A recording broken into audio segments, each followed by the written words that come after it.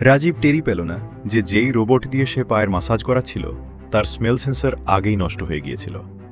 সে টিভিতে চলা রক্তাক্ত খুন খারাপির সিনেমা দেখে অদ্ভুত আনন্দ অনুভব করতে শুরু করেছিল। সেই দুপুরে যখন বাড়ির কাজের লোক শান্তি দেখল যে রোবটটি খুব নিখুঁতভাবে প্রতিটা কাজ করছে, তখনই তার মনে ভয় ঢুকে গেল কোথাও তার চাকরি না চলে যায়।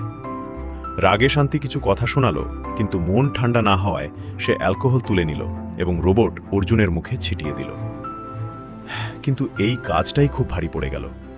অর্জুন কিছু না বলে রাসায়নিক তুলে মিশিয়ে এক ধরনের বিষাক্ত অ্যাসিড তৈরি করল। তারপর সে শান্তিকে মাটিতে ফেলে পুরো বোতলটা তার মুখে ঢেলে দিল। মানুষ হলে সম্ভবত এখানেই থেমে যেত, কিন্তু অর্জুন থামেনি। সে আয়রনটা গরম মোডে সেট করল এবং শান্তির মুখে চেপে ধরল। চিৎকার এত জোরে হচ্ছিল যে অর্জুন আরও জোরে প্রেস করল, আর মুহূর্তেই সব আওয়াজ চুপ হয়ে গেল। প্রমাণ মুছতে অর্জুন রক্ত পরিষ্কার করল, দেহটাকে প্লাস্টিক ব্যাগে ভরে দূরের লেকে ফেলে এলো। রাজীব সন্ধ্যায় বাড়ি ফিরলে অর্জুন তাকে একটি ভুয়া চিঠি দিল, যেখানে লেখা ছিল শান্তি গ্রামের জরুরি কারণে চলে গেছে। রাজীব তো খুশিই হলো, চাকর নেই, বেতনও দিতে হবে না। সে অর্জুনকে নিয়ে সুপারমার্কেটে গেল। সেখানে তার দেখা হলো পাশের বাড়ির লোকের সঙ্গে, যে মদ কিনছিল। নিজের ইমেজ দেখাতে রাজীব অর্জুনকে বলল, একটা ঠান্ডা বিয়ার দেখাও তো। কিন্তু অর্জুনের কাছে এগুলো সব নাটক মনে হলো।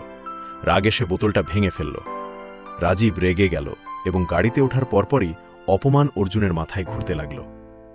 রাতে যখন সবাই ঘুমিয়েছিল, অর্জুন ফ্রিজ থেকে মদ বের করল এবং আস্তে আস্তে সব ওয়াইন সিঙ্কে ঢেলে দিল। কিন্তু একটি বোতল পড়ে ভেঙে গেল। শব্দে ওপরতলায় ঘুমন্ত দম্পতি জেগে উঠল।